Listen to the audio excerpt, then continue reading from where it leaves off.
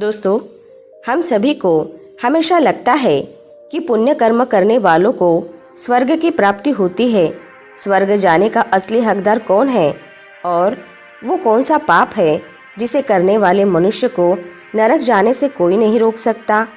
आज एक प्राचीन कहानी के माध्यम से हम आपको बताने का प्रयास करेंगे कि पूजा पाठ, दान धर्म, जप तप आदि प्रकार के लाखों पुण्य के काम करने के बाद भी कुछ मनुष्य नरक में ही क्यों जाते हैं तथा अत्यधिक घोर पाप करने पर भी कुछ मनुष्य को स्वर्ग की प्राप्ति किस पुण्य के कारण मिलती है।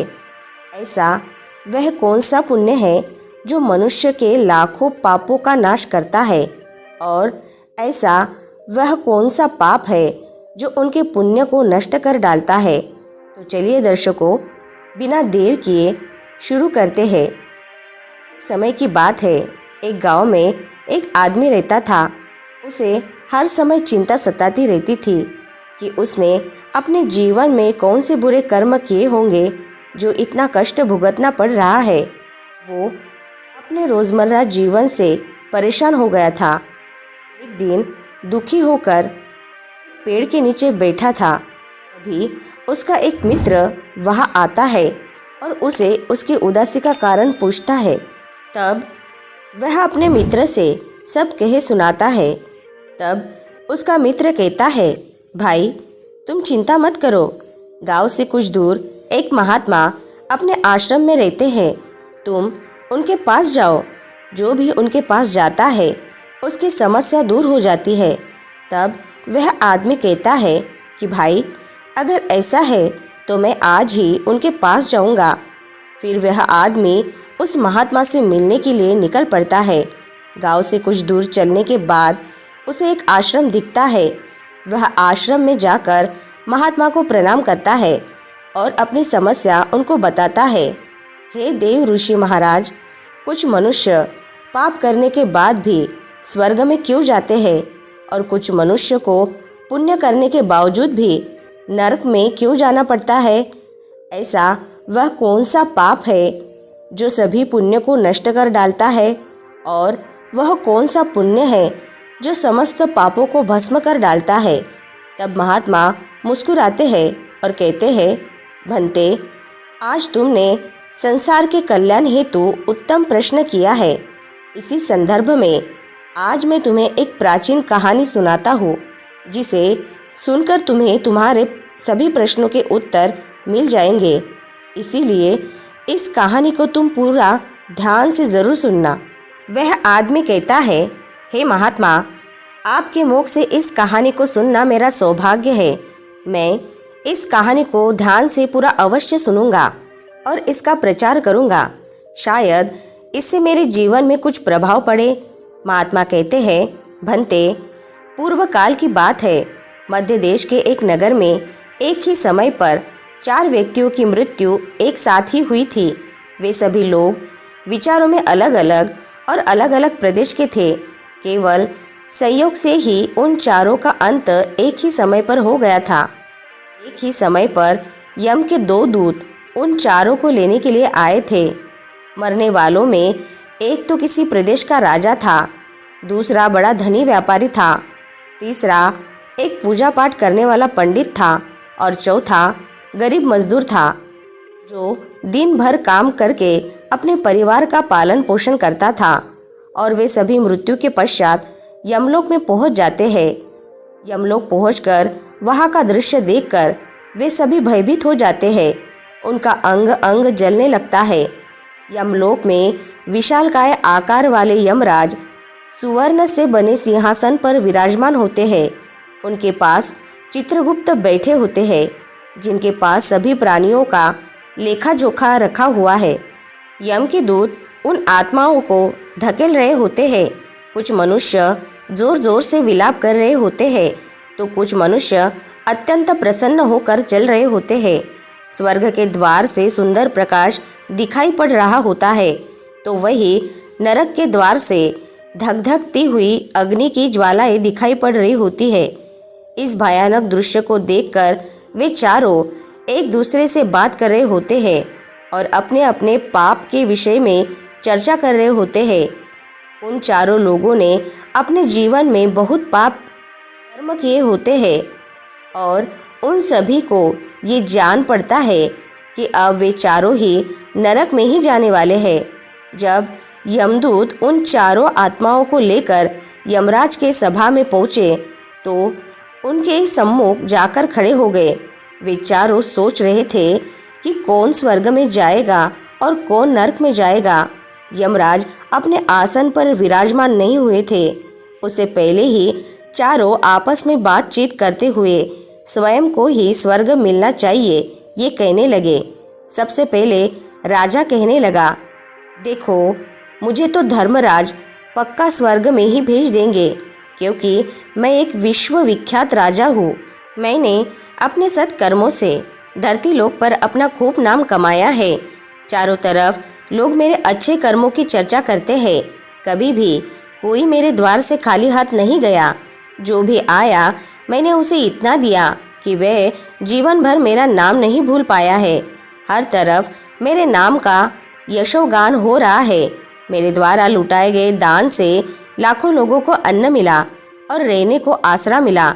इसीलिए मेरे कर्मों को देखते हुए धर्मराज मुझे पक्का ही स्वर्ग में भेजेंगे। राजा की बात सुनकर वो धनी व्यापारी हंस पड़ा और बोलने लगा कि तुम तीनों तो इतने बड़े पापी हो कि तुम लोगों को नरक में ही जाना पड़ेगा। तुम लोगों ने घोर पाप किए हैं और इसीलिए यमराज तुम लोगों को कभी माफ़ नहीं करेंगे। यहाँ पर मौजूद मैं अकेला ही सबसे बड़ा पुण्यवान हूँ। मैंने अपने जीवन में बहुत पूजा पाठ किए हैं, ब्राह्मणों को दान दक्षिणा दी है। मैंने मृत्यु से पूर्व गाय का दान भी किया है और अब मेरे सभी पुत्र और पौत्र मेरी आत्मा के मुक्ति के लिए बड़े कार्यक्रम का आयोजन कर रहे हैं। वे मेरे लिए श्राद्ध दान तर्पण कर रहे हैं, यज्ञ कर रहे हैं। इसीलिए मैं सबसे पुण्यवान हूँ। मेरी 2 पत्नियाँ और 5 पुत्र हैं। इतने लोग मेरे मुक्ति के लिए उपाय कर रहे हैं। और हाँ, मैंने अपने जीवन में कभी कोई पाप नहीं किया है और जाने अनजाने में किए भी होंगे तो मेरे पुत्रों के श्राद्ध आदि के कार्यों द्वारा मेरे पाप भी नष्ट हो जाएंगे। मैं नित्य दिन पूजा करता था, मंदिर जाता था, द्वार पर आए अतिथि को भोजन कराता था। इसीलिए मुझे पूरा विश्वास है कि यमराज मुझे नरक में नहीं डालेंगे और मुझे मोक्ष की प्राप्ति निश्चित ही होगी।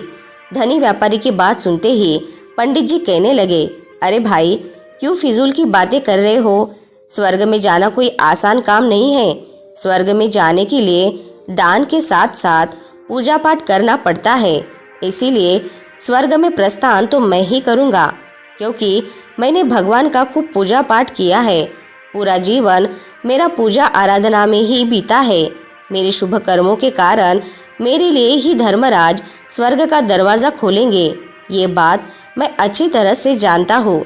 जब इस प्रकार तीनों ने अपनी अपनी बातें की और अपने अपने विचार रखे, फिर वो तीनों लोग उस चौथे इंसान मजदूर की ओर देखते हैं कि अब यह क्या कहता है, क्या इसने भी कोई अच्छा काम किया है भी या नहीं, या फिर इसका पूरा जीवन मजदूरी करते हुए दूसरों के अधीन रहकर ही बीता है। दूर उन सब की बातों को चुपचाप नीची नजरें झुकाए खड़ा सुनता रहा और वे तीनों बड़े गर्व से अपनी प्रशंसा में झूठे थे। तभी धर्मराज अपने साथी चित्रगुप्त के साथ दरबार में हाजिर होते हैं। चित्रगुप्त के हाथों में एक मोटी सी किताब थी जिसमें समस्त प्राणियों के कर्मों का लेखा जोखा लिखा था। धर्मराज अपने आसन पर विराजमान होते हैं। उसके बाद चित्रगुप्त ने राजा को अपने पास बुलाया और उसे पूछने लगे कि तुम बताओ, तुम तो धरती पर बड़े ही विख्यात राजा थे।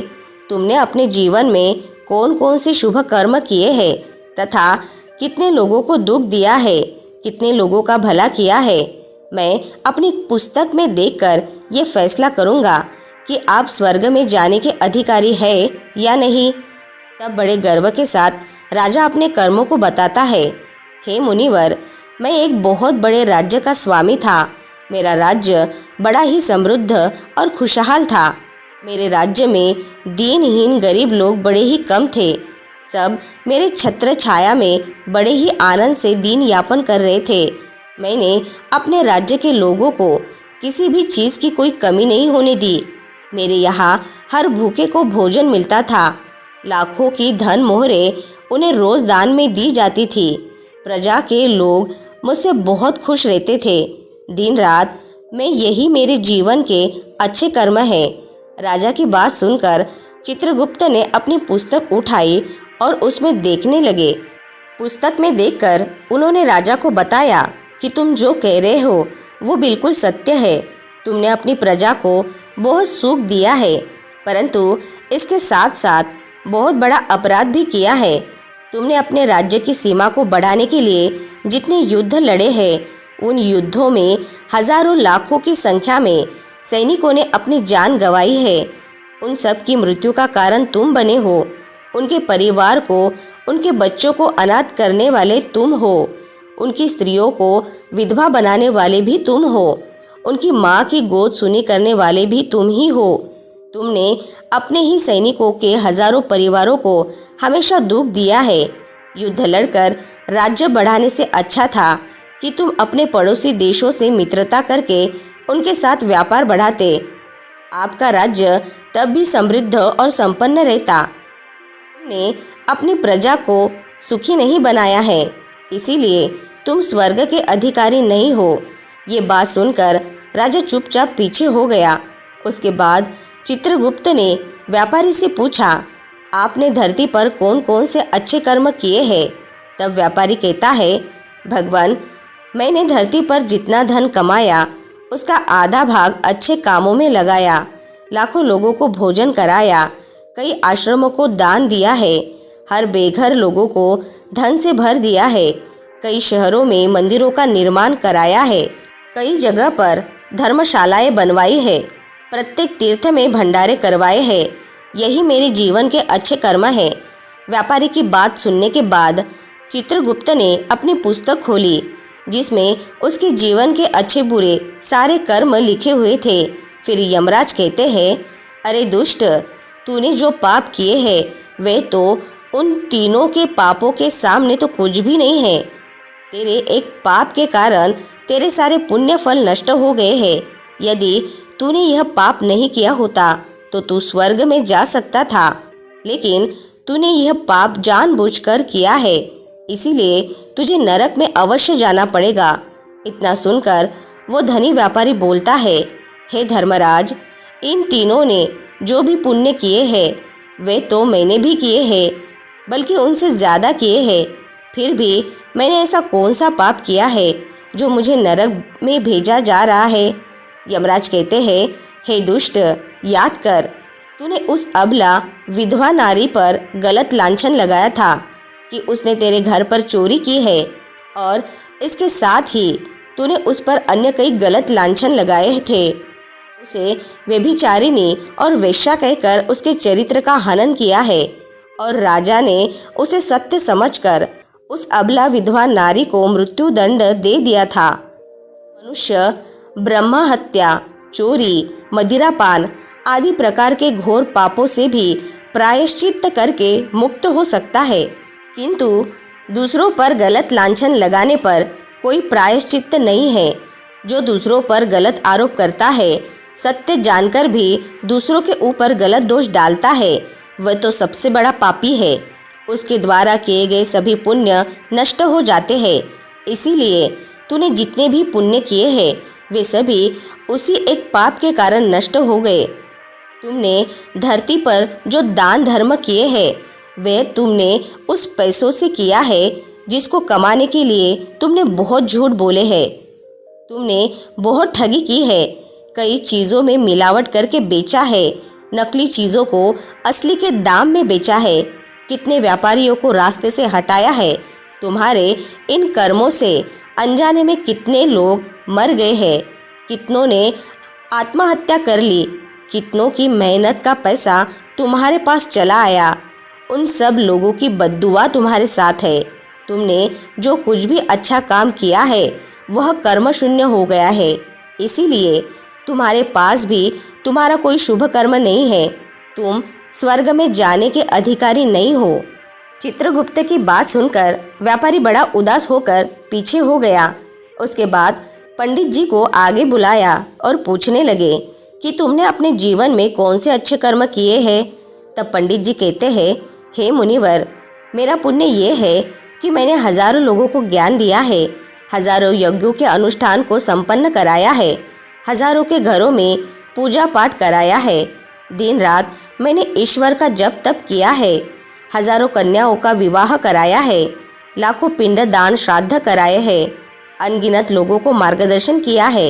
इससे ज़्यादा शुभ कर्म और क्या हो सकता है। तब चित्रगुप्त अपनी पुस्तक में देखकर बताते हैं, हे पंडित महाराज, आपका कहना सत्य है। आपने वास्तव में हजारों लोगों को ज्ञान दिया है, लेकिन उस ज्ञान पर स्वयं कभी अमल नहीं किया। आपने सैकड़ों यज्ञ पूजा अनुष्ठान करवाए हैं, पर वो निस्वार्थ भाव से नहीं किया गया। कर्म नहीं था। तुम हमेशा से ही धन के लालची रहे हो, इसीलिए तुम स्वर्ग में जाने के अधिकारी नहीं हो। अब वो पंडित जी भी उदास होते हुए पीछे हो गए। अब बचा केवल मजदूर। वो मजदूर ये सब देखकर बड़ा हैरान था कि अब तक वो जिन आत्मा को महान समझ रहा था, उनमें से कोई भी स्वर्ग का अधिकारी नहीं रहा। तो मैं कैसे स्वर्ग में जा सकता हूँ? मुझे तो स्वर्ग की कल्पना भी नहीं करनी चाहिए, क्योंकि मैं तो पूजा पाठ जप तप दान धर्म करने के भी लायक नहीं था। तो शुभ कर्म कहाँ से करता? मैं तो मजदूरी करके सारा जीवन अपने परिवार का भरण पोषण करता रहा।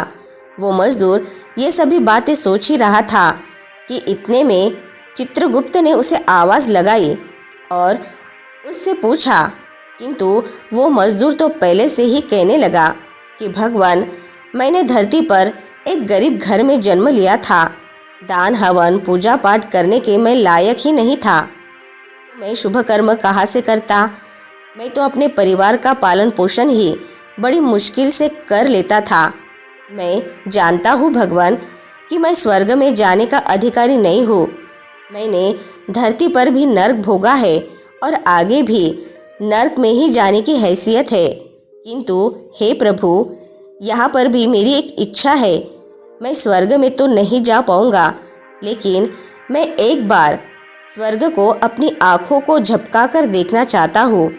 इससे अधिक मेरी कोई इच्छा नहीं है, क्योंकि मैंने ऐसा कोई कर्म नहीं किया है जो कुछ देर के लिए ही मुझे स्वर्ग में पहुँचा दे। मजदूरी के बाद मेरे पास लोगों के लिए समय नहीं बचता था। बचा हुआ समय मैं अपने बूढ़े माँ बाप की सेवा में लगा देता था। उनके लिए उन्हें खिलाता पिलाता, उनके वस्त्र बदलता, यही मेरी दिनचर्या थी। मुझे तो मंदिर में जाने का भी अवसर नहीं मिलता था। मजदूर की बात सुनकर चित्रगुप्त ने अपनी पुस्तक में देखकर पूछा, हे मानव, तुम ध्यान से सोचकर बताओ कि तुमने कभी तो कोई शुभ कर्म किया होगा। तब मजदूर अपने जीवन के घटनाक्रम को याद करता है। तब उसे याद आता है कि एक बार उसे बहुत तेज़ भूख लगी थी। वो रोटी खाने के लिए बैठा ही था कि इतने में वहाँ एक बीमार कमज़ोर हुआ कुत्ता आ गया, जो ठीक से चल भी नहीं पाता था। वो आकर मेरे सामने बैठ गया और मेरी रोटी को गौर से देखने लगा। मैं समझ गया कि वो कुत्ता बहुत भूखा है। मेरे अंदर से आवाज़ आई कि बेजुबान जानवर को छोड़कर तू अकेला कैसे खा सकता है। मैंने वो रोटी स्वयं ना खा के उस कुत्ते को खिला दी। उस दिन मैंने पूरे दिन भूखे पेट रहकर ही काम किया था। मजदूर की बात सुनकर चित्रगुप्त मुस्कुराए और उसका हाथ पकड़कर बड़े सम्मान के साथ उसे स्वर्ग में ले गए और बोले, वास्तव में आप ही स्वर्ग में रहने के अधिकारी हो। प्राणियों पर ही दया दिखाना सबसे बड़ा शुभ कर्म है। मनुष्य जो भी कर्म निस्वार्थ भाव से करता है, वास्तव में उसे उसका ही सबसे बड़ा पुण्य मिलता है। निस्वार्थ भाव से किया गया जन कल्याण के लिए एक छोटे से छोटा काम भी आपके सैकड़ों पापों को नष्ट कर देता है। लोगों से लालच, मोह और स्वार्थ से वशीभूत होकर किया गया शुभ कर्म भी फलदायी नहीं होता है। इसीलिए ध्यान रहे, जीवन में अच्छे कर्म अच्छी भावना के साथ करना चाहिए। ऐसा नहीं होना चाहिए कि आपने किसी से धन छीनकर या चुरा कर कर्म में लगा दिया हो। वो धन आपने किसी से गलत करके लिया हो और बाद में उसी धन को दान पुण्य में जाने से भी नहीं उबर सकता। दोस्तों, स्वर्ग में वही व्यक्ति जा सकता है जिसने निष्काम निस्वार्थ भाव से प्राणियों की सेवा की हो। भले ही उसने जीवन में एक पैसा भी दान ना किया हो, पर वो जिस लायक था, अपने सामर्थ्य के अनुसार उसने निस्वार्थ भाव से जो भी काम किया है वही उसकी मुक्ति का रास्ता तय करता है। दोस्तों, उम्मीद है कि आपको इस वीडियो से बहुत कुछ सीखने को मिला होगा। अगर वीडियो पसंद आई होगी तो वीडियो को लाइक और चैनल को सब्सक्राइब ज़रूर करें। मिलते हैं नेक्स्ट वीडियो में। तब तक के लिए अपना ख्याल रखें। धन्यवाद।